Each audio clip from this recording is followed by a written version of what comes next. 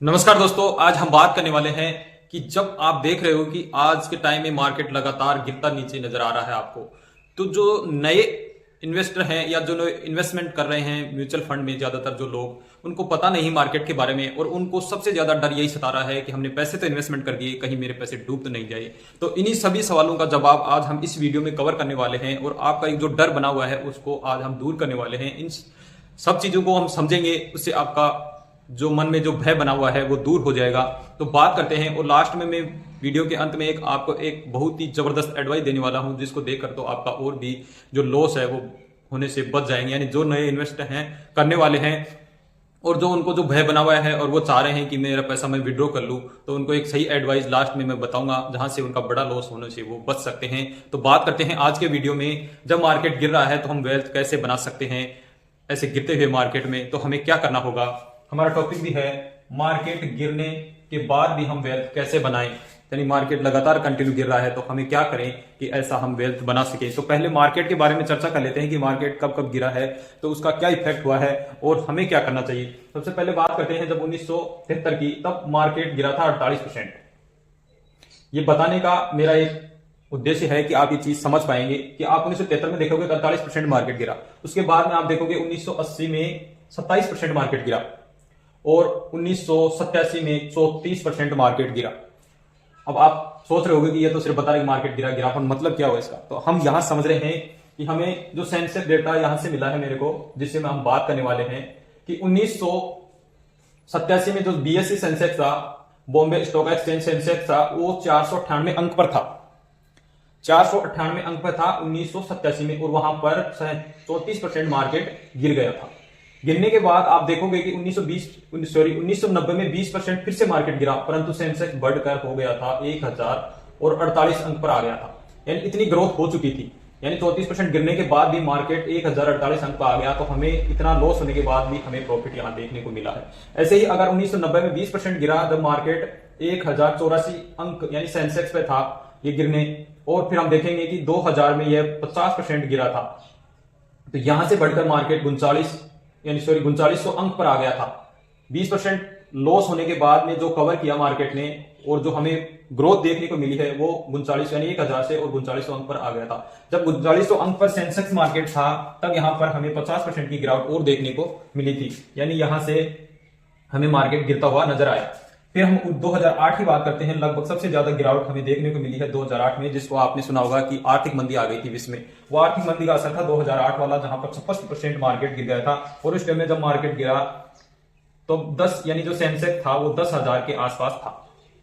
यानी आप देखोगे कि हमने 1987 में 598 अंक पर सेंसेक्स था और 2008 में आते आते वो 10,000 पे आ गया। तो गिरने के बाद क्या ग्रोथ नहीं हुई, यानी लगभग 500 अंक से ये चालू हुआ और 10,000 पे आ गया।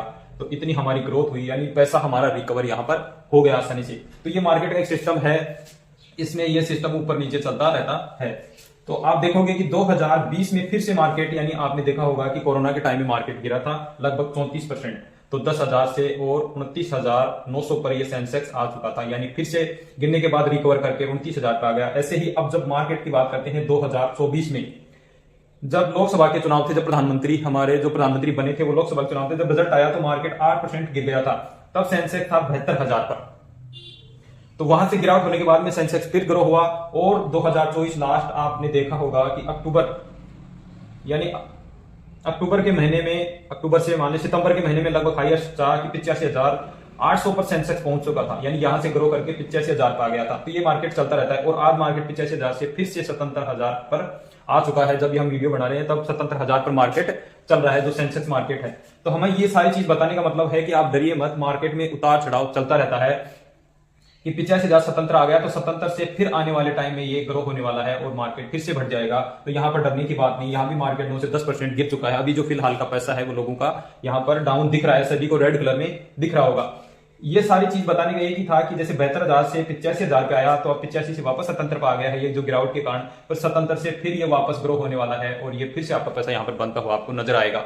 परंतु जो नए लोग हैं वो ये चीज नहीं समझते हैं कि पता नहीं क्या होगा, उनके मन में डर हो जाता है और नए नए होते हैं और यहाँ से पैसा विड्रॉ कर लेते हैं। जिनको मार्केट का पता है वो इन चीजों से नहीं डरते, उनको सब पता है कि क्या होने वाला है क्या नहीं होने वाला है। तो ये हमें एक इस डेटा के माध्यम से आप समझ पाए होंगे कि वास्तव में मार्केट का उतार चढ़ाव चलता रहता है, तो हमें डरने की जरूरत नहीं है। मार्केट फिर से ग्रो होगा और हमें आने वाले टाइम में अच्छा खासा अमाउंट यहाँ पर देखने को मिलेगा। अब हम बात करते हैं आगे कि ये सारी चीजें देखने के बाद आपको ये तो समझ में आ गया होगा कि मार्केट चलता रहता है, कभी ऊपर कभी नीचे।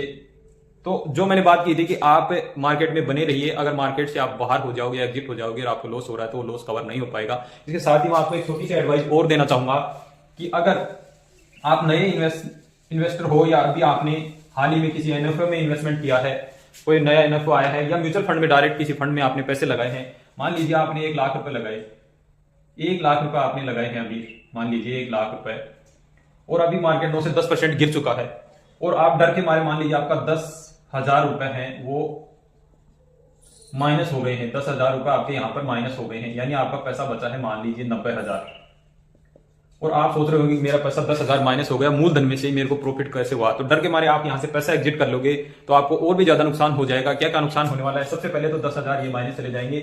अभी नए हो और इन्वेस्टमेंट किया है और 1 साल अभी आपको हुआ नहीं है, यानी 1 साल अभी आपको इन्वेस्टमेंट किए हुए नहीं हुआ है और 1 साल से पहले विड्रॉ करोगे तो आपको 20% जो शॉर्ट टर्म टैक्स बोलते हैं हम ST, जो 20% टैक्स है आपका शॉर्ट टर्म वाला, यानी 1 साल से पहले आप विड्रॉ कर लोगे यहाँ पर, तो जो शॉर्ट टर्म जो टैक्स लगता है 1 साल से पहले विड्रॉ करते हैं उसको शॉर्ट टर्म टैक्स बोलते हैं, तो 20% टैक्स आपका और लग जाएगा, यानी लाख रुपए का 20% टैक्स और लग जाएगा, लगभग 20,000 रुपए आपके और कट जाएंगे यहाँ पर, ऐसे मान लीजिए सीधा सीधा, यानी 20,000 ये कट जाएंगे आपके रुपए।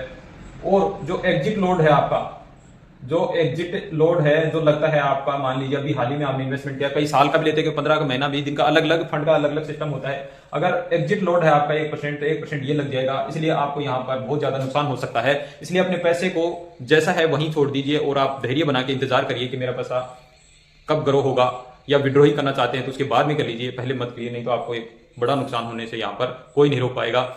इसलिए वीडियो में दी गई जानकारी अगर आपको अच्छी लगी हो तो वीडियो को शेयर कीजिएगा, चैनल को सब्सक्राइब जरूर कर लीजिएगा। अगर कोई भी आपको जानकारी चाहिए तो मेरे नंबर दिए गए हैं, वहां से आप संपर्क कर सकते हैं, वहां से भी संपर्क कर सकते हैं। तो इसी के साथ जय हिंद, जय भारत दोस्तों।